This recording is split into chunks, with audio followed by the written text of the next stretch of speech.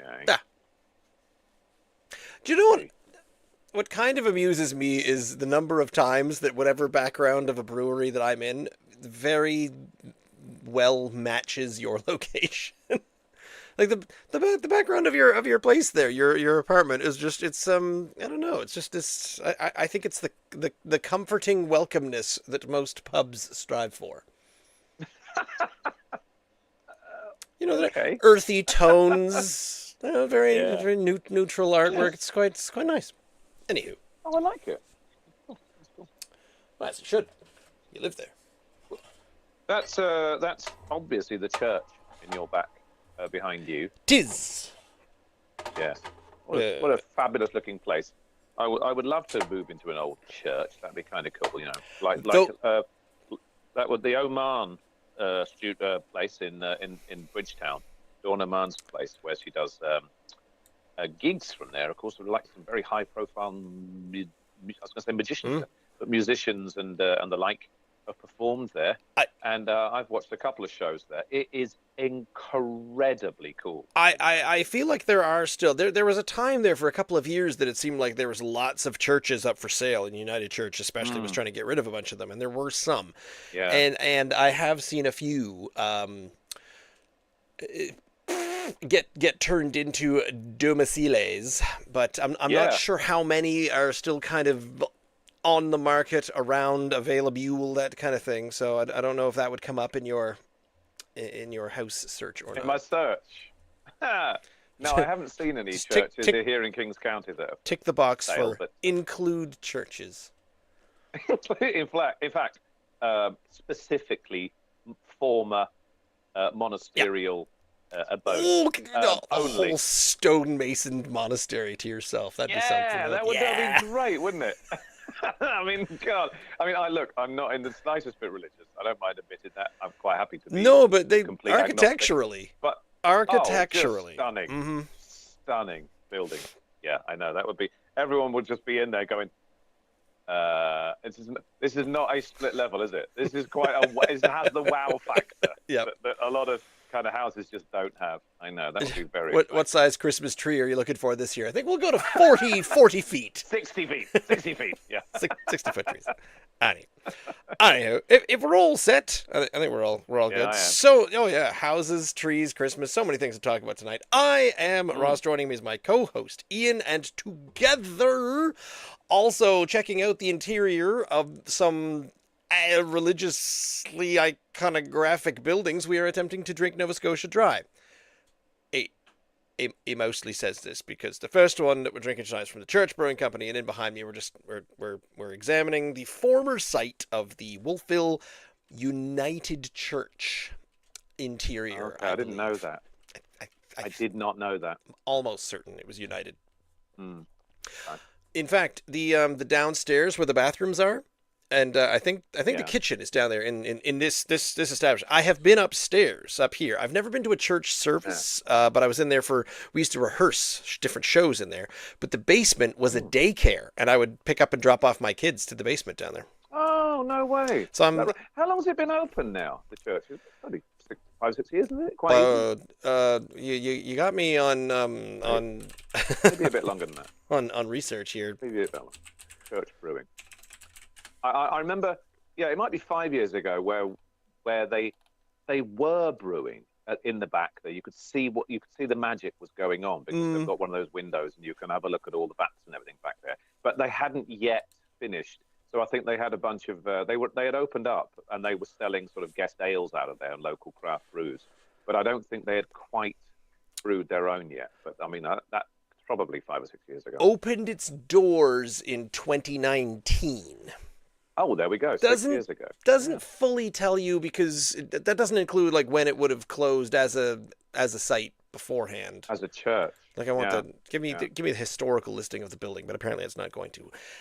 Anywho, being in the church because we are drinking stouts tonight, and specifically there's a couple of vanilla stouts in here, and just by way of happenstance, the ones that we tend to pick up, these are all sort of Western Western Nova, sort of it's around the valley. So we start in the Church Brewery and we go around the Horn, and we're at the Annapolis Brewing Company all the way down to Yarmouth and the Heritage Brewing Company. But we have 3 stouts. Lovely. Because it's been it's cold, it's gray. There's been Yeah. It's finally that time of year. We need to start getting into these, and I'm happy to. November is the if I'm to select my most unfavorite months of the year, November is right up there. November and February. I was gonna say that's my mine. 2 suckiest months because they don't seem to have anything going for them. At least with October, of course, you're leading up. The whole thing is big pumpkins, and everyone's having a kind of festivally feel. And of course, pumpkin ales are there, and it's still warm. It can still be warm in October, increasingly. Can it not? And it was a surprisingly warm Halloween night this year, which was great for the kids. It was not bad at all. But then, of course, you've got Christmas in the cold December. And at least in January, you're kind of already past the shortest day. And days are starting to get longer, and you think, okay, let's just knuckle down here and get January out of the way, and then we're on our way. We're really sort of moving into it. But November has this feel of grey, increasingly cold, miserable. It is a bit of an ominous month, isn't it? It is a bit like that, but and it's the feeling of the vibes. And earlier in the summer when we would drink some hazy IPAs, we're getting into the nice juicy ones. No, it's cold. You could sit out on the patio. And I am so excited for these tonight because I hope they're creamy. Some of them are a little strong actually. They're 6.0 and up. So these aren't your 4.5, 4.8 stouts. We are starting the lowest of the 3. I mean, we'll get right into it. From the Church Brewing Company, the Vanilla Latte Stout coming in at our lowest ABV of 5.4 tonight. Get in there. Right in there. And description. Oh, there's no description on the can. So you have to go to the website over at churchbrewing.ca. And it says soft and dreamy vanilla stout. Okay. So, I mean, they don't mince words, do they? They're not wasting money on letters. No, I want all my beers to be dreamy. So do I. All of them. Absolutely all of them. This is nice, actually, because like you're saying, because it is chillier now. Actually, today wasn't that bad, mate. It was quite sunny there for a while, but it is chilly, and it's surprising how a stout, even a cold one, like I'm holding in my pandy here, even cold ones can feel kind of warming on cold days. Well, if they are creamy and what was the word you just said? Dreamy, creamy and dreamy. Creamy, dreamy. Yeah. That's what creamy and dreamy. We'll eventually call that our brewery. Podcast. That it'll be the creamy, dreamy brewery. No, that doesn't sound like anything I want to be involved with. It's got nothing to do with brewery. I don't think so. Oh, you've already poured. I just noticed you've already poured. I gave it a sniff. Tell me what you think of the smell, because I'll tell you what I think. Okay. All right.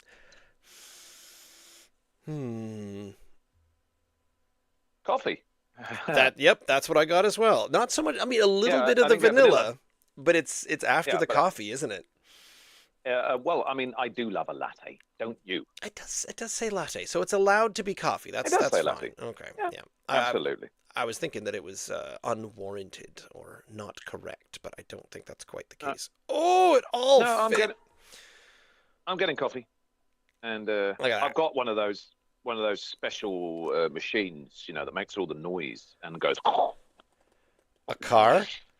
Oh, a broken car. That's right. I've got to take that to the menders. It's one of those. What do they call it? Coffee machines that makes all the noise. Cappuccino machines with the steamer and all that whatnot. There we go. Really? Yeah. Oh, okay. And I got it. Listen, mate, I got it second hand from Value Village.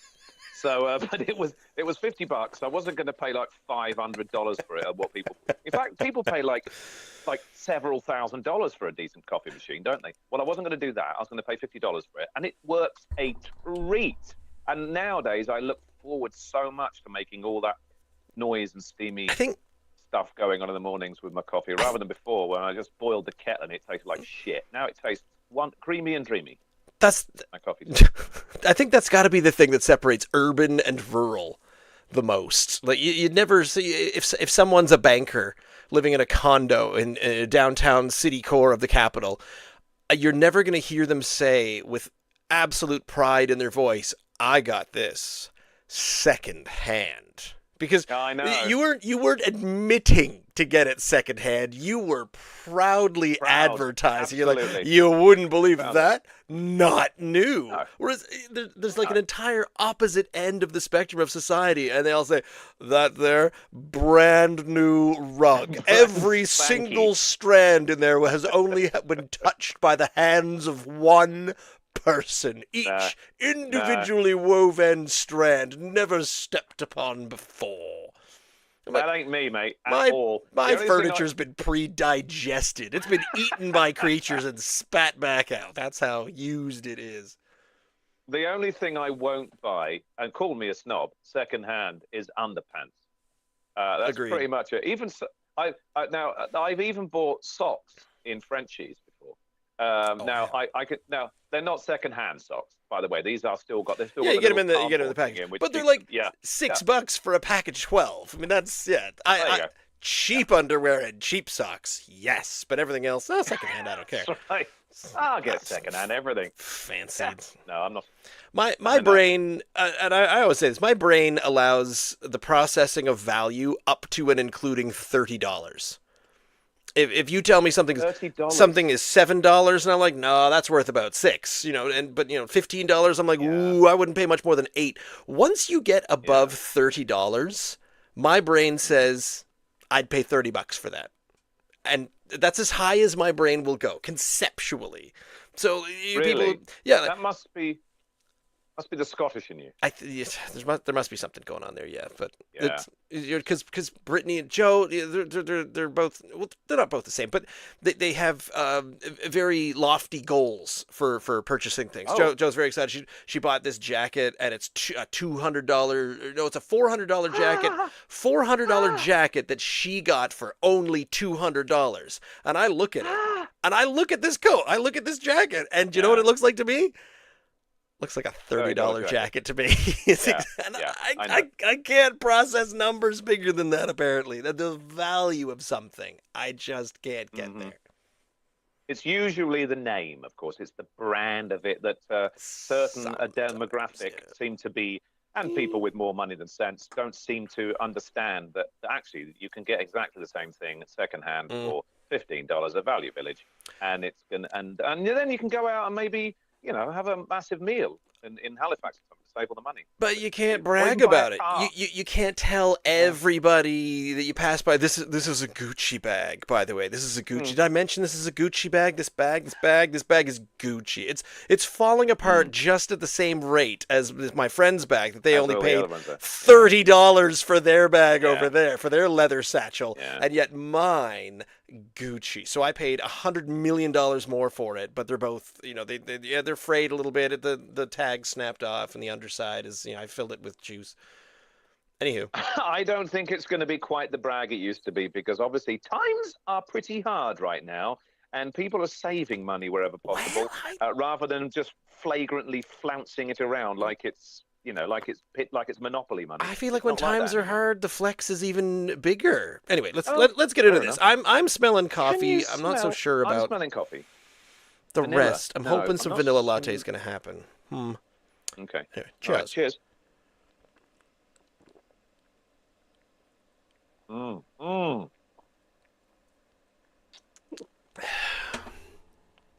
Oh, wow. Yes. Oh, my God. Coffee. Creamy and dreamy. Excuse me. It's not thick. It is not thick. It's not thick. No, but it's still good. It's like a... Oh, my God. It's so tasty. It's like, to me, it's more of a creamy porter. And very creamy, by the way. But it doesn't have like a thick, creamy head on it. No. But for some reason, it does taste creamy around the chops. Very, very, very smooth. You saying that it's like a very tasty porter, I was going to say this is, I think, my favorite light-bodied stout we've had.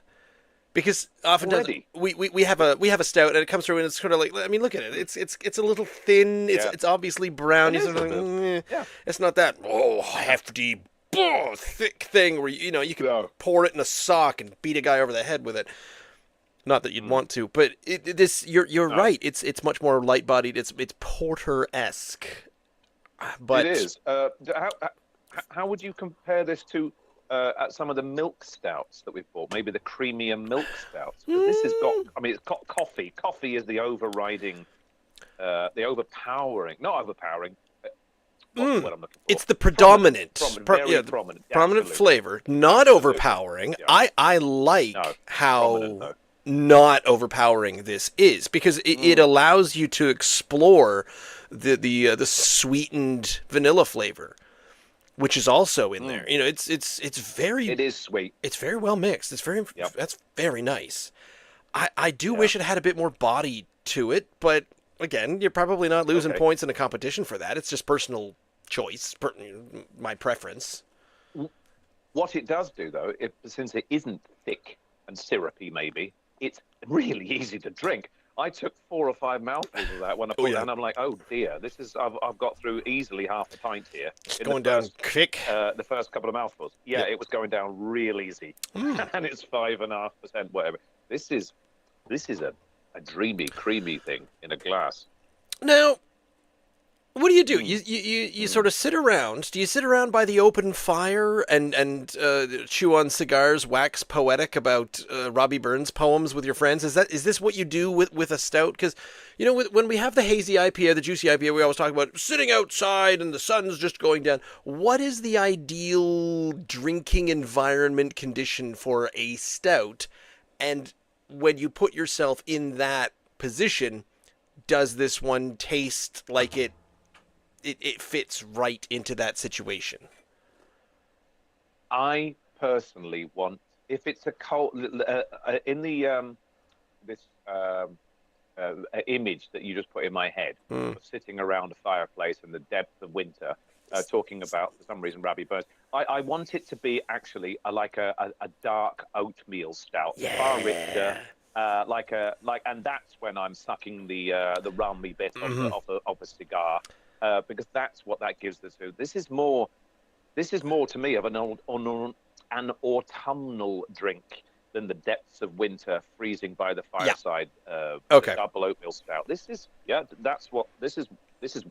right now is when I want this, by the way. And I know that we've massively come around to IPAs, and we say we'll have an IPA any time of year. But we also, prior to our falling in love with Northeast IPAs, New England IPAs, we also said we'll have stouts all year round as well.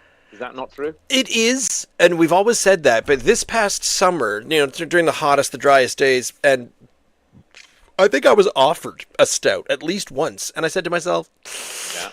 That's a hazy IPA I've never heard of. I think I'd like to try that, and I've picked the hazy, and I thought, oh my God, is this going to happen in winter? Am I going to wish this? And honestly, as soon as the weather, the temperature turned and went cold, I mean, we had the fire on just the other night, and the only beer that I had in the house was a Toller Gold, and I drank it, but I sat there thinking, and it's exactly if it was snowing sideways, the power had just gone out, but we were still roasty toasty, the fire's there, and you're watching the flames go up, and you're kind of settled and snuggled, and here you go, you got a blanket around, sitting around, and it just feels that warmthness to it, and then and you pour yourself a beer. I'll have a vanilla latte stout. Yes, I'll have this, and it'll warm me up, and it'll feel me.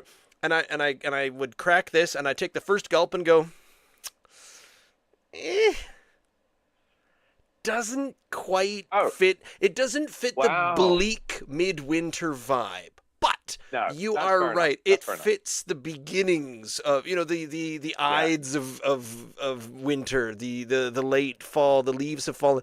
What I call the dreary times. Noah Kahan refers to it as the season of the sticks, is what he calls it. Who's Noah Kahan? Why have I heard that name? Who is that? Oh, you just gave me a withered look, like I should know.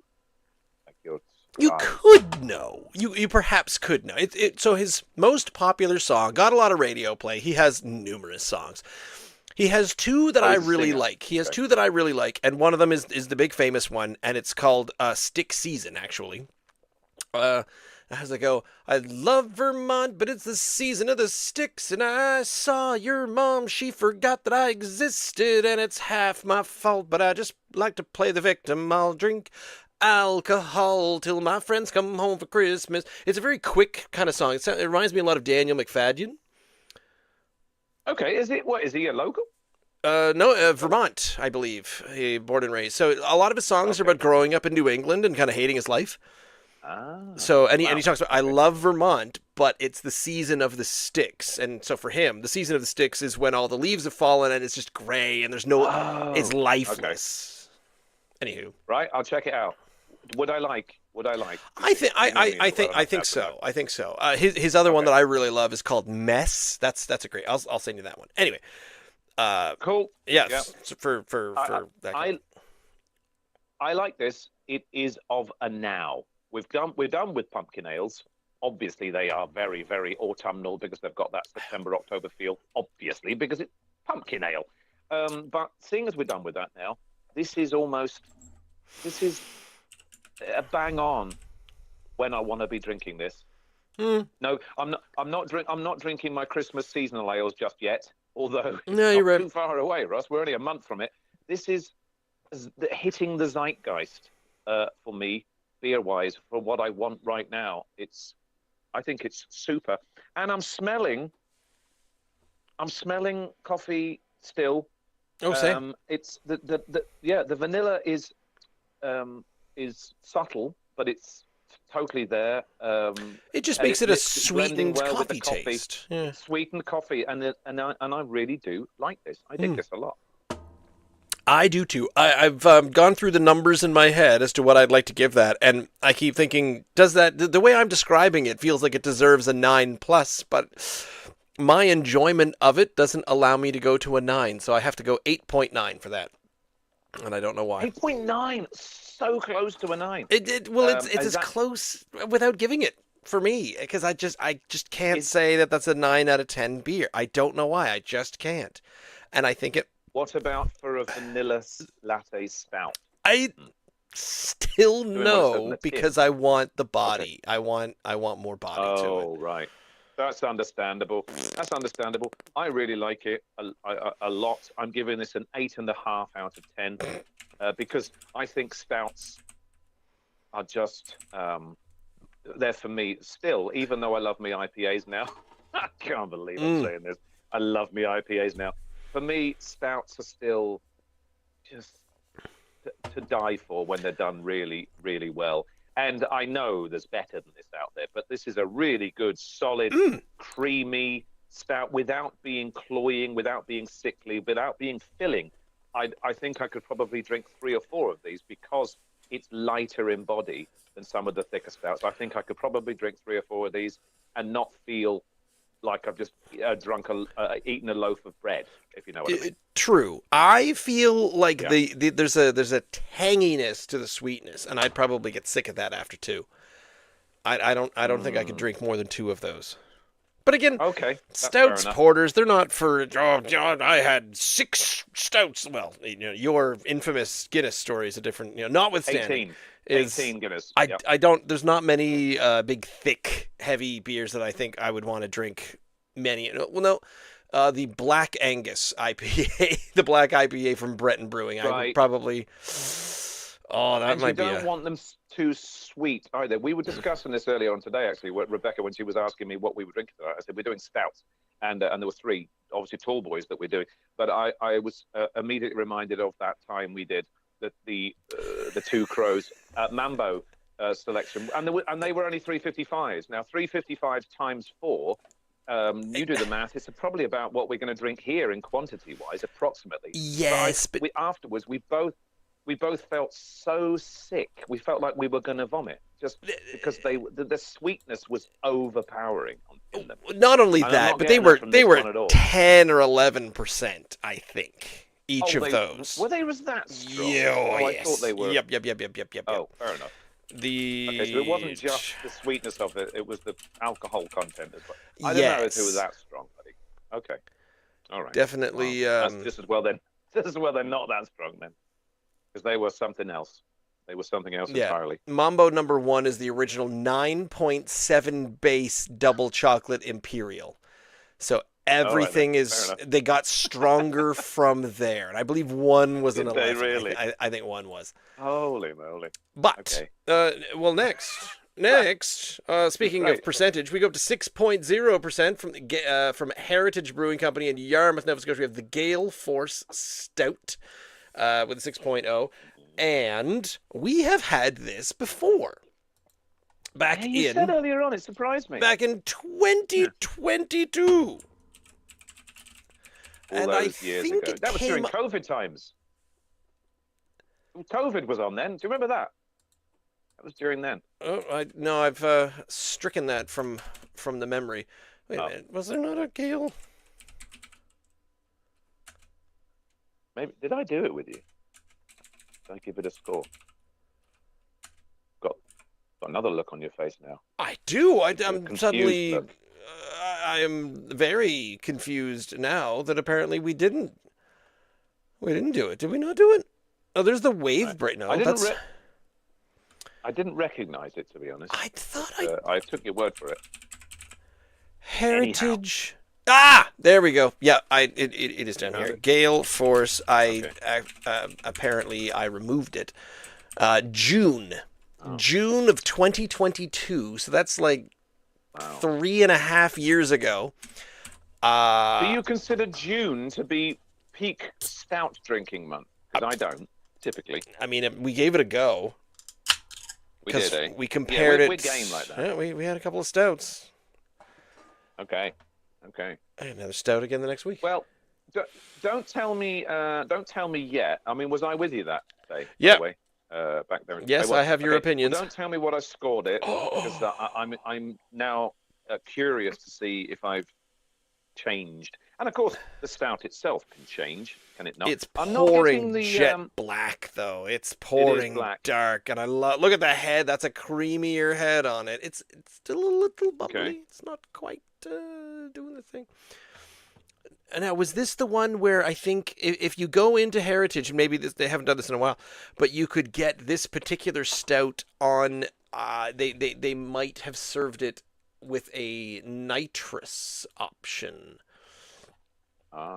Where am I? I'm trying to get myself to this. Heritage I'm glad you said Brewing. about. I mean, no, this looks the business. it do.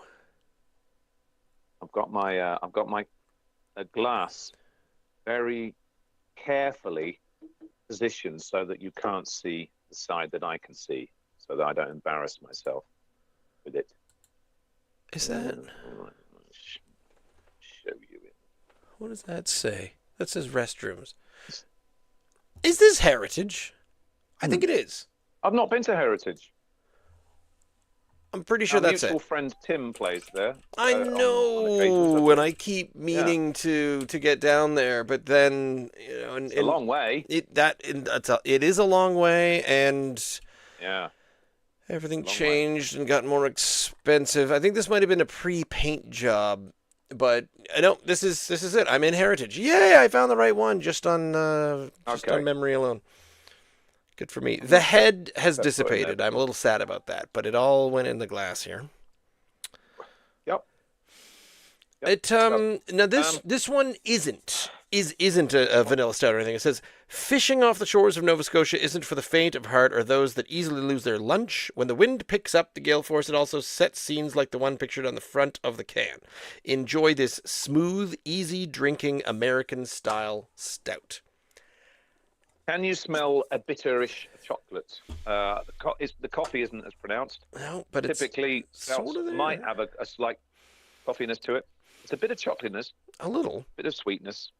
Yeah, Easy drinking stout at 6.0. If I told you that we were drinking an easy drinking stout at 6.0 ABV, what would you say to that?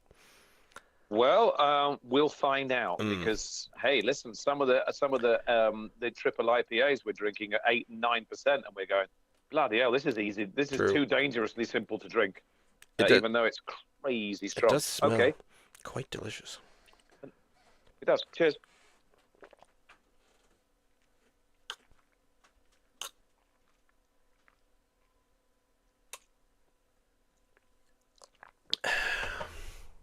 Now that has the body of a stout. Oh, it's yeah, that's sticking to the. Oh, it's Yeah, and it's got coffee. It's surprising. It does have a coffeeness to it, but it's not as coffee-ish. I mean, it's not as sweet no, as the last but one. there's So a therefore, roast. it's like a bitter coffee roast. Yes, roasty coffee with a little chocolate afterbite as well. I got it out of my mouth and down my throat, but then my cheeks started dripping down and sort of saying there's a little bit more, and the flavor is sort of just still rolling around in there. Oh my! Isn't that good? Oh good? my! That's gonna make the church one taste even more water. Because look at that! Look at that! I know. We said it was a bit portery. Was the church, even though I really liked it. It was a bit portery. This is look like a definitely brown ale stout territory. Now we're talking. 6.0 stout. I've been asking for these for years. Now I'm curious because clearly this is stout territory, and I'm really enjoying that. And it's thick without being sickly sweet and cloying. It's like you said, it is coating the inside of my mouth. Really it's just a delicious pint of stout. That.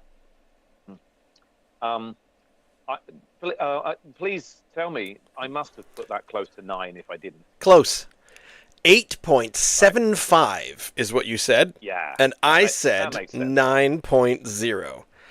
And while I'd like to say things have probably changed, you know, maybe I don't remember it being a 6.0 stout. I feel like that is something that would stick out in my brain.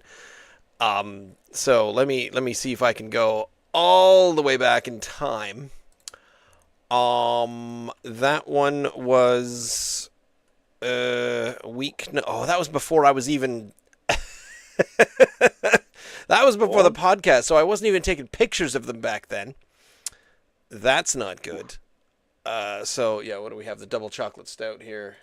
Yeah. Okay. So I don't even have a picture of the original can when we drank it because I was going to check and see if the ABV was the same or if it had gone up. But I'm trying to figure out what that was. I thought it was like without my glasses on, trying to see what that was. I was thinking it was like lights for a U2 gig or something in the background on the stage. But that's a boat, I believe. That's a that's right. It's a Bono. It's a ship. There's the Edge. In Bono's there. There's Adam. There's Adam Clayton, and down here at the bottom, just behind this, is Larry Mullen Jr. The other one. Well done for picking them all out. Now 4 for 4.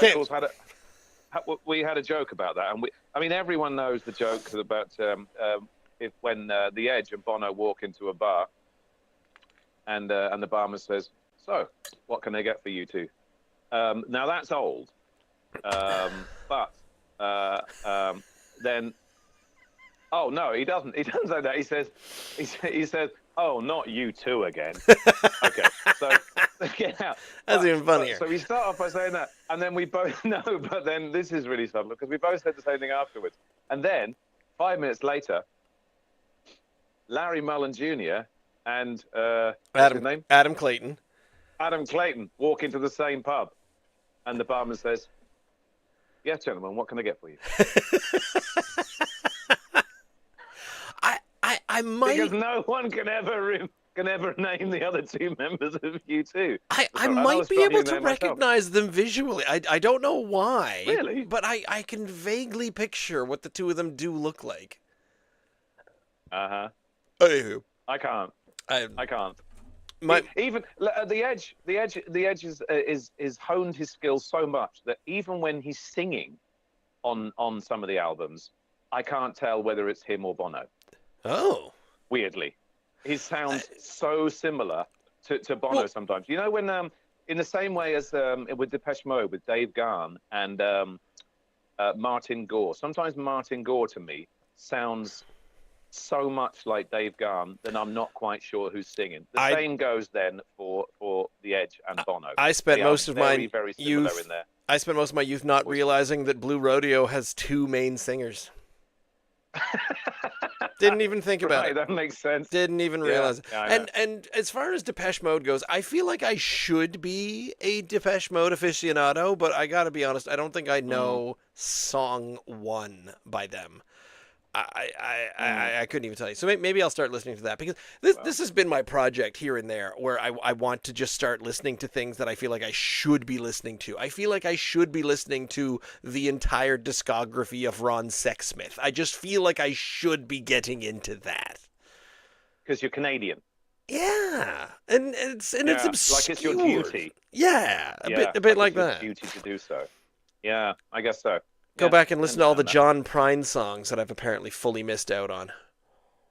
Well, when he passed away, when someone, and there was the whole internet collapsed, and in a mutual sad fest for John Prine as the greatest songwriter, one of the greatest songwriters ever. And unfortunately, I did the who? And got some weird looks when I had never heard of John Prine. Well, he'd never crossed my radar before. Did I tell you my story? I'd been going to open mics. I've been hosting music things. I've been playing music for years and years and years and years and years. And we were having a night, and some guy sat down and he started singing a song. I was like, oh, that's kind of pretty. And he got to the chorus, and someone started singing along to the chorus, and I went, oh, you know this obscure song. And then 5 other people, and the entire room was eventually singing along with, I believe the song is Angel of Montgomery. Okay. Which, I felt like an alien who had just crash landed on the wrong planet, where the entirety of the room, they're all singing along, and I'm sort of thinking to myself, I have never heard this song before in my life. But it was funny because that was the moment that from then on, once a week, there was a John Prine reference hitting me straight on in the face. And I'm sort of like, I feel like someone has rewritten history, because this never came up until just now. And now all of a sudden everyone is, well, you got to know who John Prine is, don't you? Well, that's the thing. If you don't move in those circles, then there's no point in even assuming that everybody is going to know when your favorite songwriter passes away.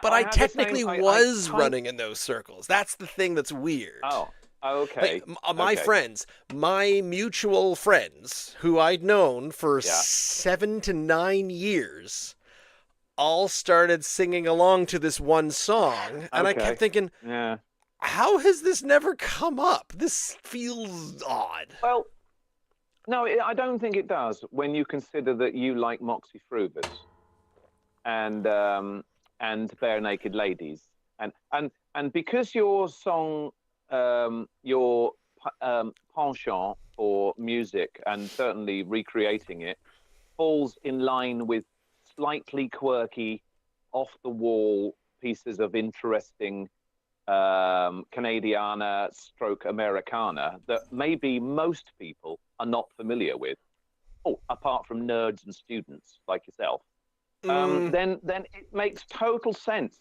that you aren't moving and listening to the same music as a certain sets of people that are. Can I just add to that when I first one of the first times I did one of the open mics at Wayfarers, as it was then, and Maura and Christine were hosting at the time. That like a couple of years ago, 2 or 3 years ago? And I went there and I did a Cure song, "Boys Don't Cry," from 1979, which is in the UK is like, so if you said I don't know that song in the UK, they'd be like, oh, really? So you're going to tell me you've never heard of "Hey Jude" by the Beatles as well? That kind of thing. So like, it's very, very, very famous. Okay. So I played "Boys Don't Cry," and then I finished playing it, my own version, as it were, but exactly the same song, just done slightly differently. and I got a little round of applause, and they said, "That's really nice." And someone said, "Is that your own song?" And I was like, "Seriously? Do you what? What? You mean?" And no one in the whole pub had heard that song before. Now, if I played the same song in the UK, everyone would be like, "Yeah, the Cure, woo, here we great." go. If I'd played them a John Prine song, I'm pretty sure most of them would be like, "Is that your own song?" Well, I'd be like, "No, that's a John Prine song." They'd be like, "Who the hell's John Prine?" there's obscurity, and then there's also length of time where you can play, like, if I played 4 or 5 of the songs that were really popular in the mid 90s, when I was coming through, there's probably people today, like if I tried to do an acoustic version of Heart-Shaped Box by Nirvana, I think people sort of saying, Yes. I think I may have heard of this, because I had the exact same experience. I was at a party. This was one of the night kitchen parties, surrounded, lots of people in a big room. Oh, play a song, play a song, play a song. And the thing was, how do I put this? The amount of alcohol in my system is directly proportional to the number of years passed since the most successful song I can play. So, if I have 1 beer, I can remember a song from a year ago. If I have 6 beer, I can't remember anything I've learned since I was a kid. So once I get 6 beers, I'm not surprised. Once I get rather inebriated, then I can only play like the 5 songs that I learned when I was 16, 17, 18 years old. So I was pretty inebriated this one night. And so I just broke into Elderly Woman Behind the Counter in a Small Town by Pearl Jam. I seem to recognize your face. Oh, that song. That song. Yeah. So I was singing that. Hearts and thoughts, they fade away. Yeah. And I sang it out, and there were people playing along, doing a little bit of drumming, this and that, and I played it out, and everyone said, "Oh, that's good. What else are we gonna hear?" And this kid sitting next to me, "Did you write that?" Of course. And you said, "Yep."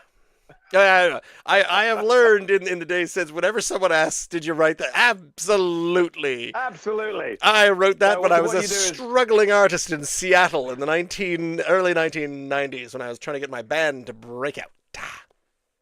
Absolutely. The best way to start those things is this. And you say, "And here's an original." And then you start playing and you go, "Hey, Jude." Yep. I didn't say it was my original. I just said it was an original. Man.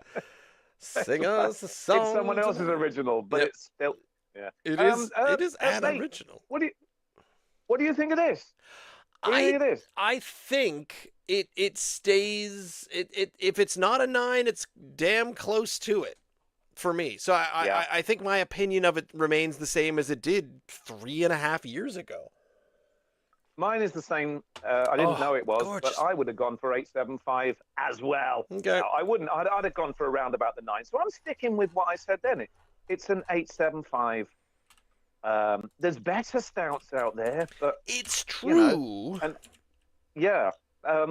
this is bloody great. I really, really like this. I feel like, and that's what the church one did to me. Like, it was really tasty. It didn't, but there's that. When you switch from an 8.9 to a 9.0, I feel like that is, whoa. We've gone from this is okay to now you're talking. That threshold of 9.0 to me is the now you're talking. So I think I will happily say, because I think I literally did say in comparison, I said church was meh, and then we had a sip of the Heritage, and now we're talking. This is it. This is the beer. And so I feel like that's where my 9.0 threshold is. I'm now explaining all my numbers to you.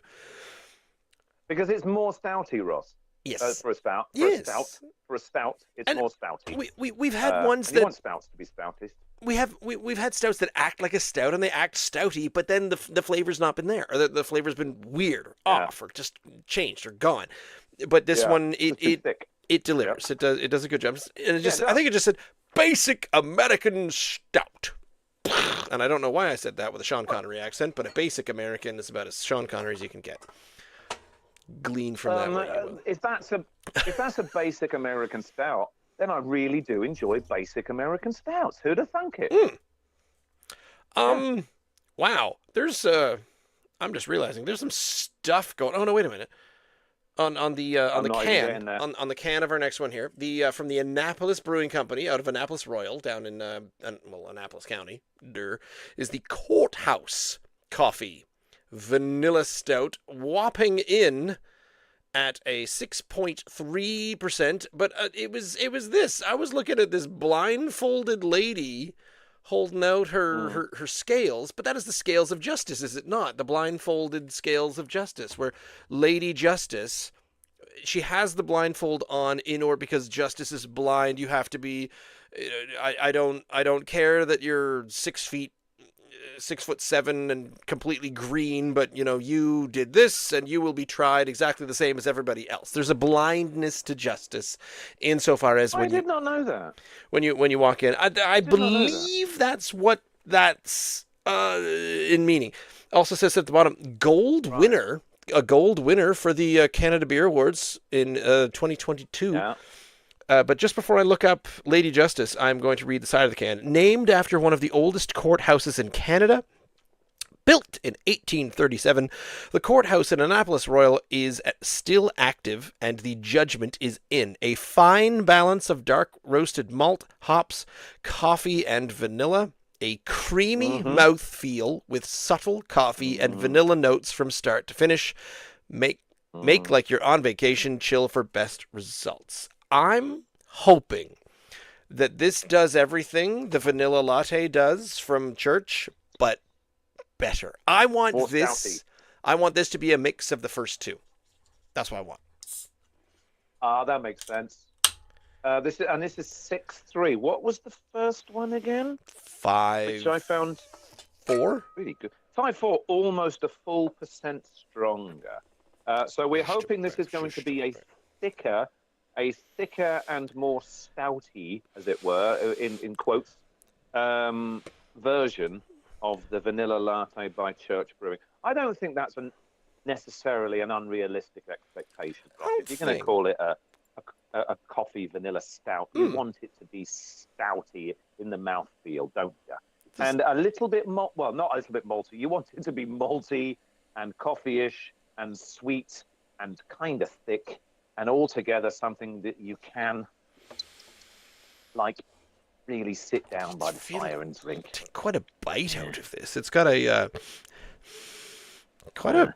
I don't know. Is that a hop profile? Or is that just the roastiness of the coffee off the nose? It's massively roast coffee. Now it doesn't have that. Shot up my nose. The church one had a bit of vanilla, a bit of a sweet vanilla on the nose, but this one does not. This is all Doesn't have it. bitter All roasted roasted coffee. Yeah, it is. Interesting. And Pours much darker though. If I was that Scales of Justice lady with the blindfold on doing this smell test, I would have told you that this is like a cold brewed coffee, because it's so coffee and roasty, right up my schnoz. I wouldn't even guess it was a beer right now, unless it said it on the can. So this could be, knock on wood, here we are. I've got a wooden table. This could tip the balance, Ross, to use those scales in their favour. I'm going to pour it now. Well done. And thank you very much. Let's have a look. Oh, yeah, it's pouring with a creamy head. Oh my. Ooh. The origin of Lady Justice was Justitia, or Lustitia, the goddess of justice within Roman mythology. Justitia was introduced by Emperor Augustus and was thus not a very old deity in the Roman pantheon. However, blindfolded, holding the scales and a sword. Does she have a sword in her other hand? You can't see it. She does have the scales, but they're missing the sword. I'm getting all of the balance, but none of the pointy bits. The personification of justice balancing the scales dates back to the goddess Ma'at, later Isis of ancient Egypt. Okay, so often depicted with a set of scales. Lady Justice is an allegorical personification of the moral force in judicial systems. If you can take all of those words. and then put it into a coffee stout. I mean, Well, then, it well done. it better bloody well be balanced. If you've got Lady Justicia with balancing scales on the front of your can, and it's not balanced, then I'm sorry, Lady Justicia's got to go back to my art and be all like, "Oi, I wonder. my art." I have a The mortals have a aren't impressed with gender- my balances. I have a gender-based question on that. Fair. I'm not. I'm not going to get all heavy. Like I'm hoping this. The stout's gonna the be. statue I and want a bit depiction of heaviness to Lady it. Justicia does indeed have boobs. Does that answer your question? Oh no, that's not where I was going with Oh, it. okay. I was wondering. You said it dates all the way back to what, a couple of thousand years. Did you say it was Greek or Roman? Roman. Apparently, Roman? Emperor Augustus made it up. Right. Okay. If I may then,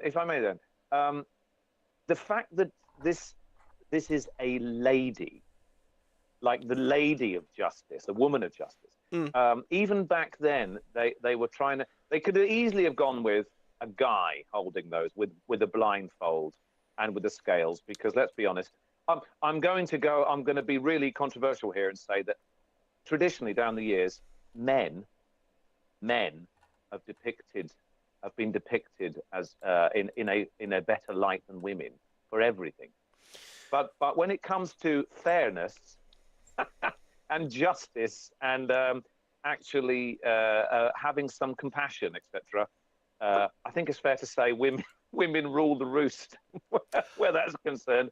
We go to war and kill each other, but women have this kind of propensity to be a little bit more considerate and kind of other bit. So even a couple of thousand years ago, they decided that if we were going to have this image of justice for all and non-biased, etc., then they would have a woman doing it. That tells a story. I agree.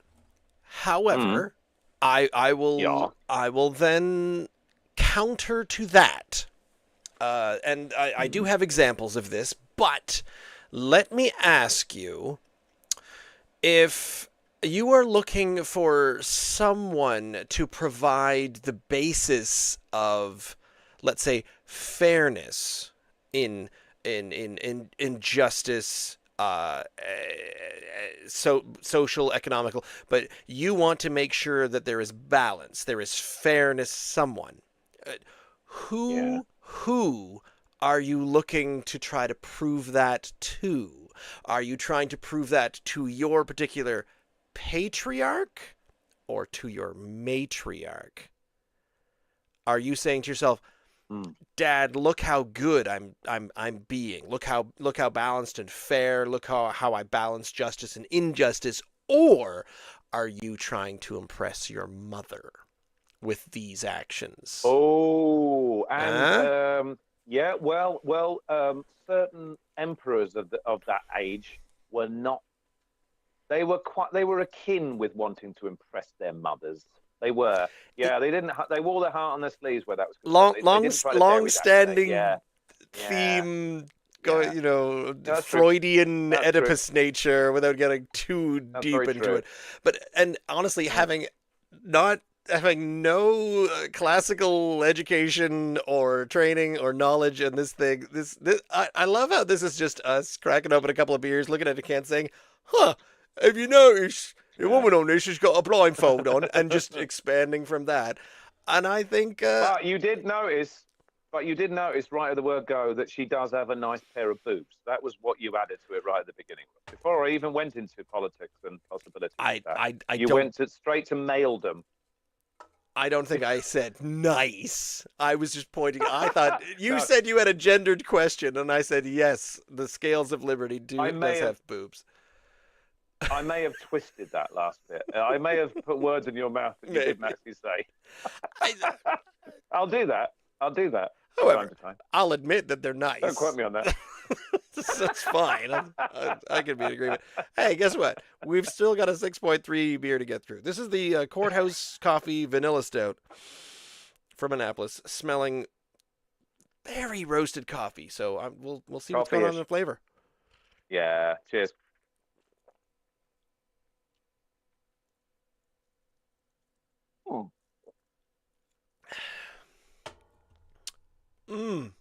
Hmm. Where? Wait a minute. Isn't that something?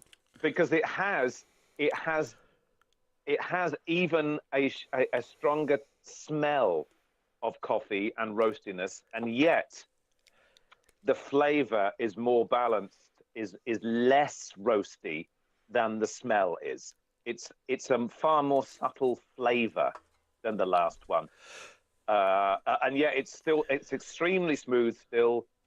There is a roastiness to it, but I think it's better balanced Th- even than the Gale Force Stout. Really? I think Yes, I that do. it's depending too much on the roast. It's got none of the vanilla that was promised. I feel like the church I'd vanilla forgotten the latte sweetness. I had had forgotten this was had a that going. vanilla stout. This Yes, of is course. I would expect some sweetness. if it was Definitely. a coffee stout, like courthouse coffee Yeah. stout. Yes, Yeah. but they're telling me Good a point. balance of dark roasted malt, hops, coffee, and vanilla. I'm zero Okay. vanilla. Creamy mouthfeel, That's true. subtle coffee, not so subtle, and vanilla notes. And Mm. it's the vanilla note. Maybe I need to get a little further into it, but the vanilla and the sweetness is not part of it. I'm thanking you for reminding me that this is a vanilla stout because I had forgotten that this was a vanilla coffee stout. Because to me, that's just all roast coffee, but a very subtly and nicely balanced coffee, and a really creamy mouthfeel as well. So I'd forgotten it was a vanilla-ish. So I guess it's losing marks for the fact that it's not as sweet, and I'm not getting any Mm, vanilla itself. same. Yeah, Yeah, I hear what you're saying. it's dropping for me. That was lost to It's me. delightful Mm. body. It's delish. It's a Look, nice really nice. body, very delicious. But Yeah. it's sadly it's a coffee stout. It's not a coffee vanilla Mm. stout. That is what it tastes like. Was this Okay. the one with Well, the winner? if, Yeah, it won. It if there is won. if there is vanilla there, it's very, very subtle. They've buried It's it. It's underground. Yeah, a little bit. The vanilla latte, it was far more prominent. Even the Gale Force Stout didn't promise any vanilla, but it was, but this one did. I don't know, Ross. If you squint and really think about it while It it's still in your mouth and it's back on your taste buds, kind and of you're searching maybe for it, maybe there yeah a is a bit little. there. Yeah, but there is. You have to It's very, really very search for it. subtle. Whereas the church Yeah, vanilla latte was boof. yeah, it did what it said.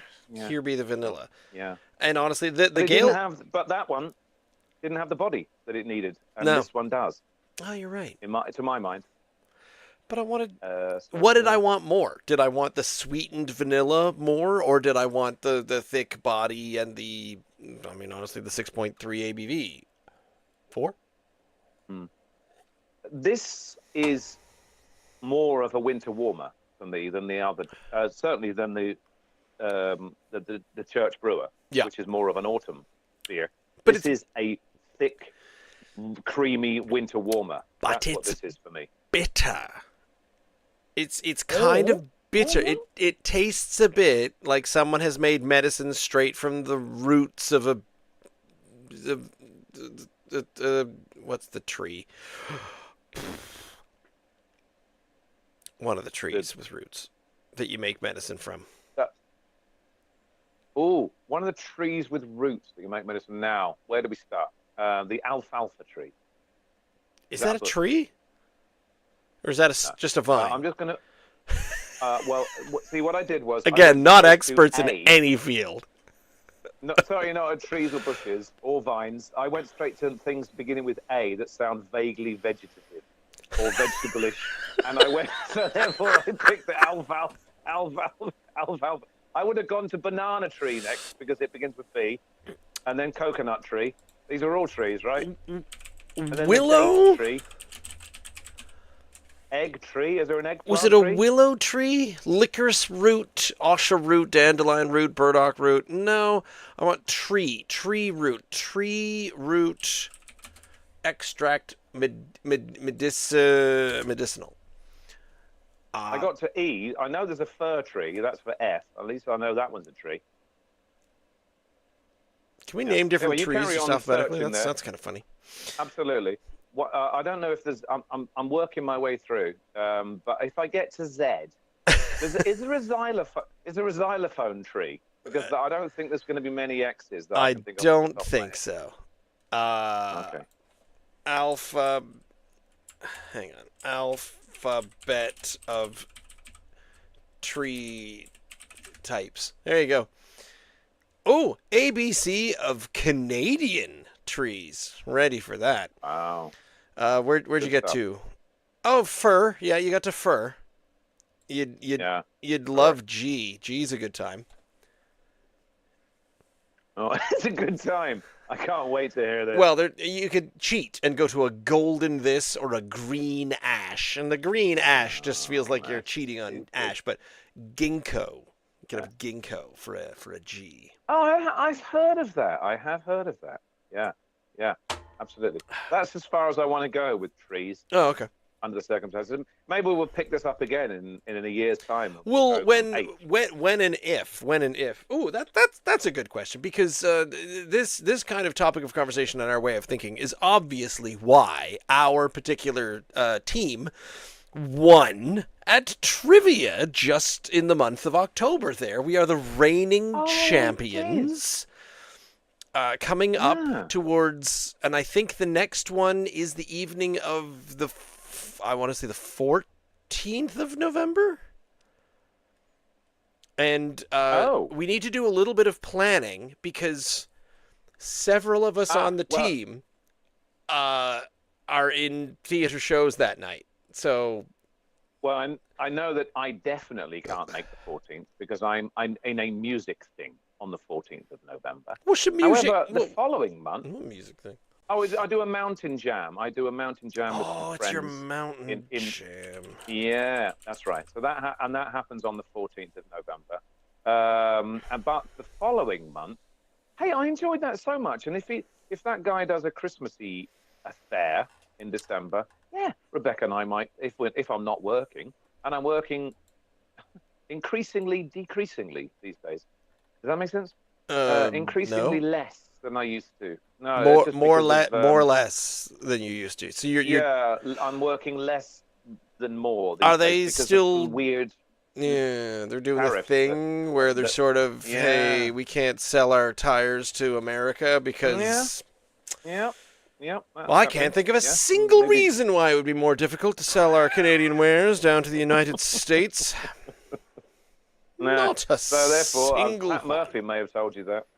So we'd just sort of close you down for a couple of days each week, and whoever was supposed to work that day can just take the day off. We won't pay you. But anyway, go home, practice your guitar or your theatre, and then come back to work in the new year, maybe, hopefully, when things have changed.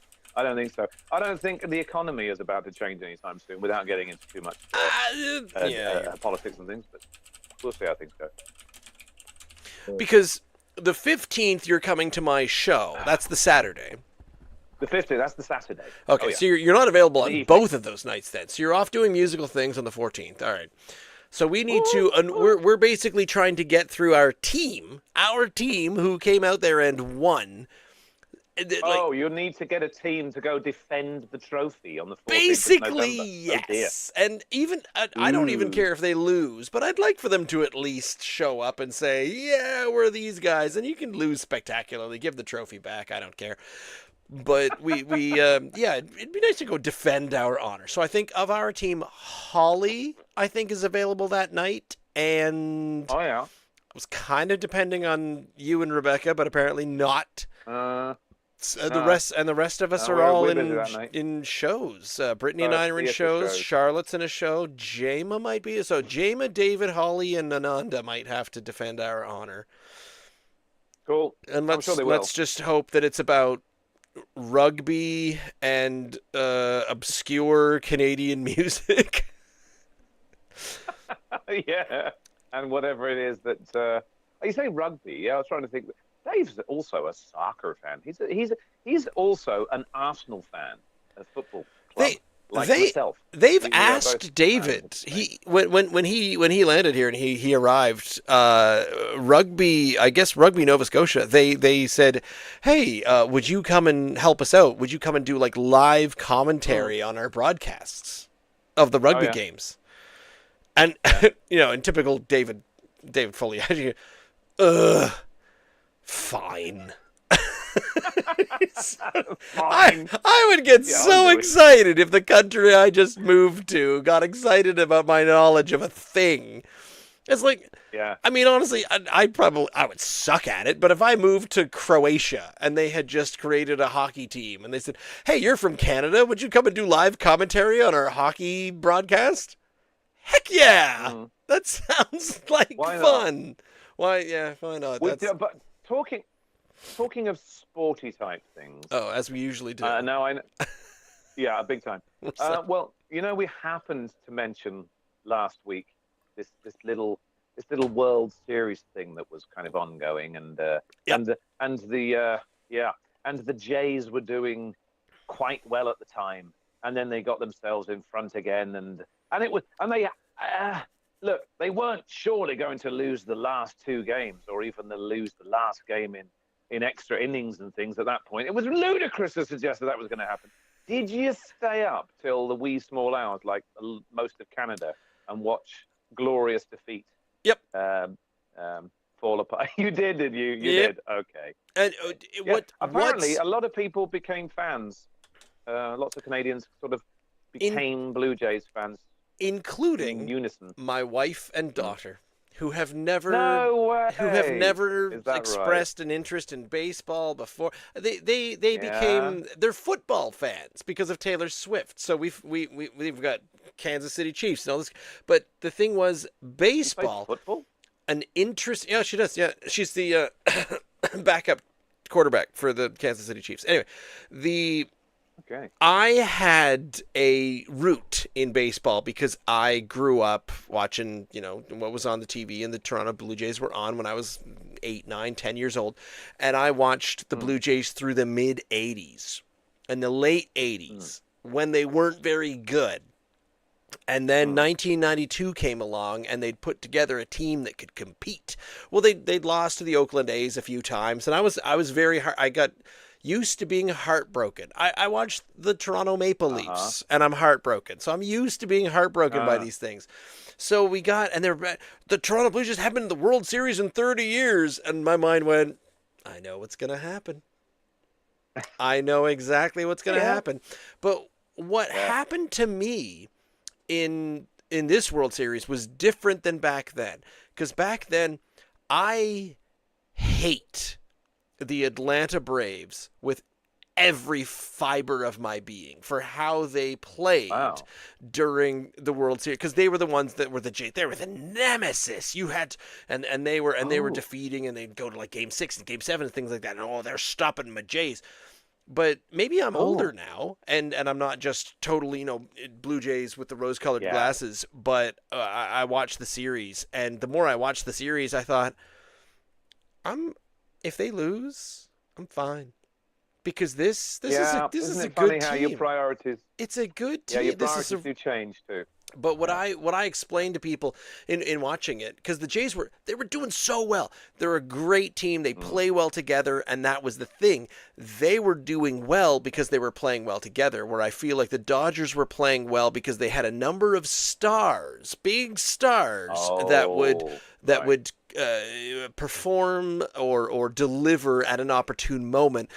So people say, what do you think of all that? And I said, listen, the Blue Jays defeated every part of the LA Dodgers with one exception. They could not defeat the pitcher Yamamoto. He's the only one they couldn't defeat. And Yamamoto won the World Series because of his timing and involvement in that series. Yamamoto defeated the Blue Jays.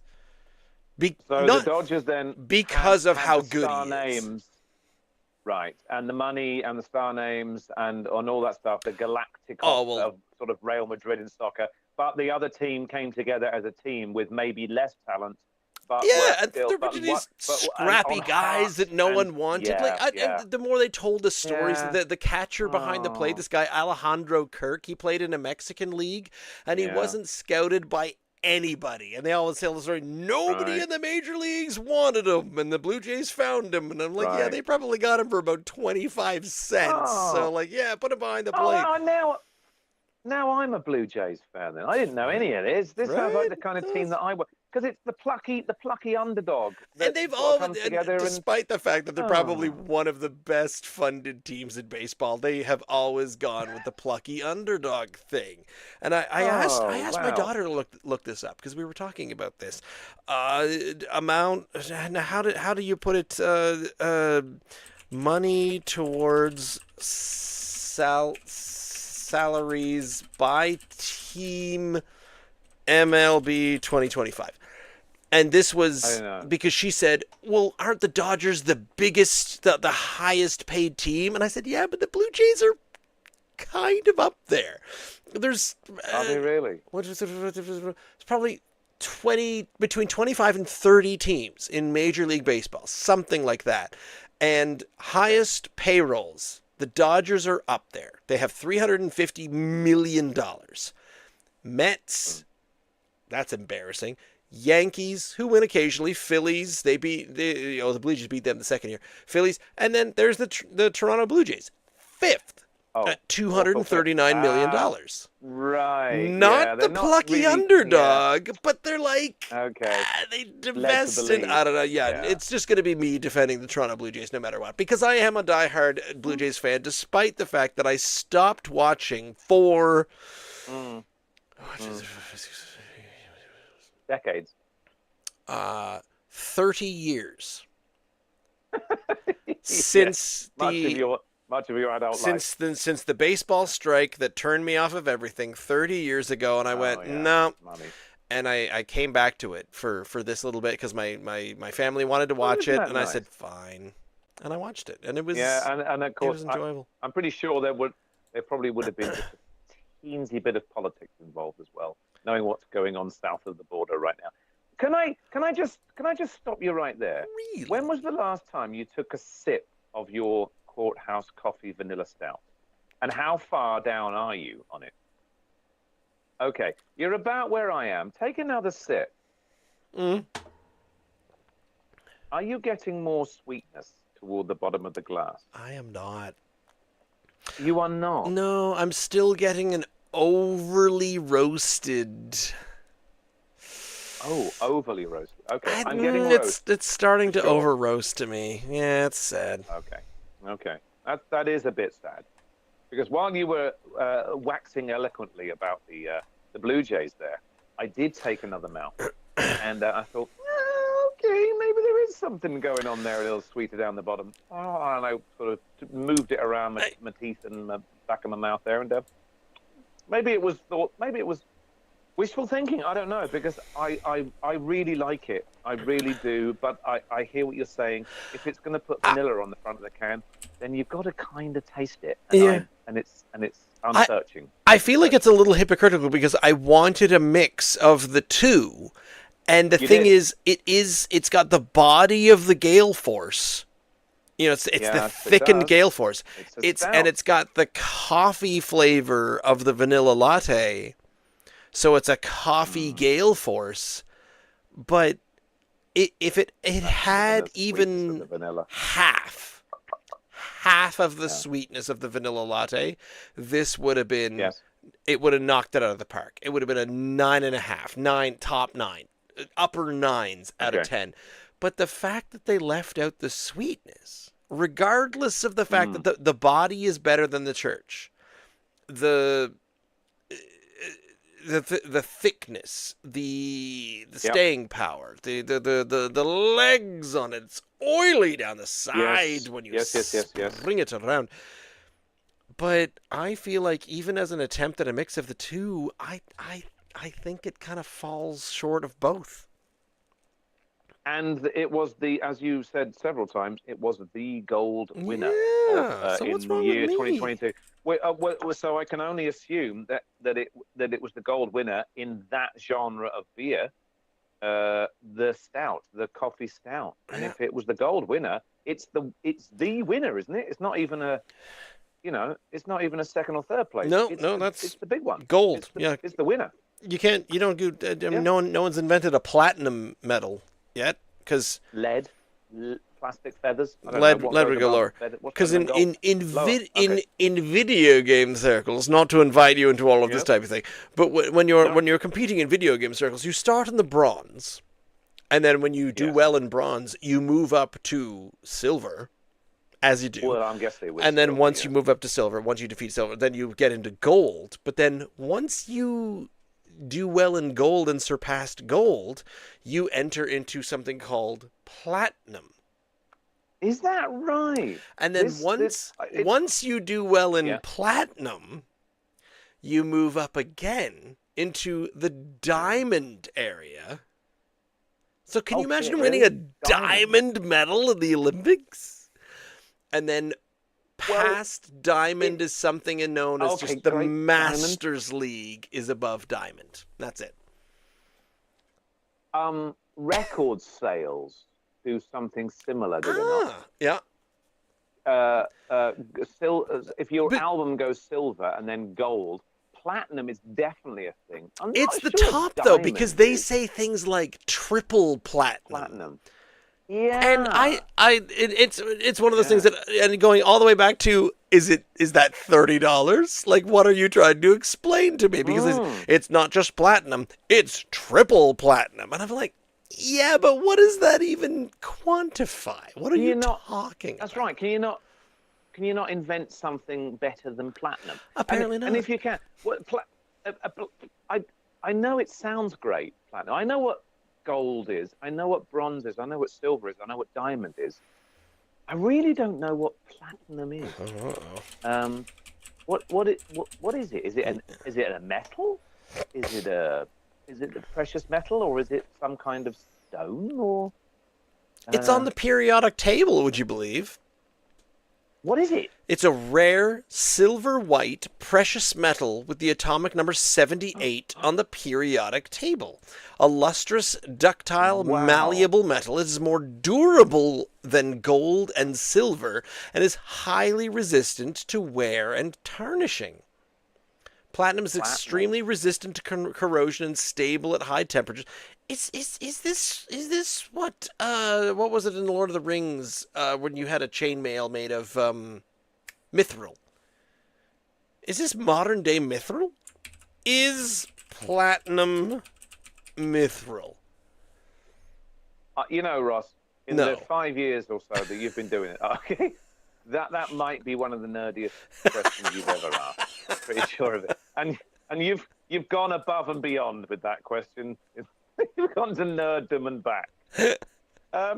I'm revisiting the vanilla latte by Church Brewing. Okay. And I almost feel, I occasionally would kind of put two beers together if I thought it was going to do something extraordinary. This might be the time to try it, because the thickness, the creaminess of the coffee house vanilla stout. You're shaking your head. Do you feel it will be really enhanced if I throw the vanilla latte, what I would consider to be more of a porter, in with it? I don't recommend mixing them. Was it a waste? I don't Okay, recommend you think it. it might be a waste? Yeah, because Okay. I just took my last mouthful of the vanilla latte from Church, and I still love it, and I like it better. Okay. I like it better Okay. than the Annapolis Brewing. Oh yeah, there's still some sweetness to it. Big time. Yeah, where was Yeah, that sweetness? It doesn't have the body. Yeah, it doesn't have the body No. of a stout though, but it's still a fabulous. I really like it. It's a fabulous beer. It's an autumnal porter for me, or a excuse me, like a really dark brown ale with a real nice sweetness to it. Yeah, it's lovely. 8.5. The other one was more stouty. The Gale Force, and it didn't pretend to be a vanilla stout either. Nope. So therefore, it kind of did what it said on the tin, and I'm going to finish that one too. Oh, stouts! We've done so many paler. Oh God, maintaining its flavor. Yeah, of its body we as got to well. find more stouts because this winter is going to be real disappointing. Oh. And to finish with, I haven't even marked the courthouse coffee. There we go. Mm-hmm. No, It's just a difference. It's not doing it for you. it's not. I do like the that kind of ashy feel to the coffee. I do like it. It's full of flavor. It really is. But I want sweeter. If it's going to be a vanilla stout, well, yeah, you're right. It needs some sweetness to it. It's very bitter, but full of flavor and body and all-round mouthfeel. 8.25. So not a gold medal winner for me. No, not for But me either. still pretty damn good.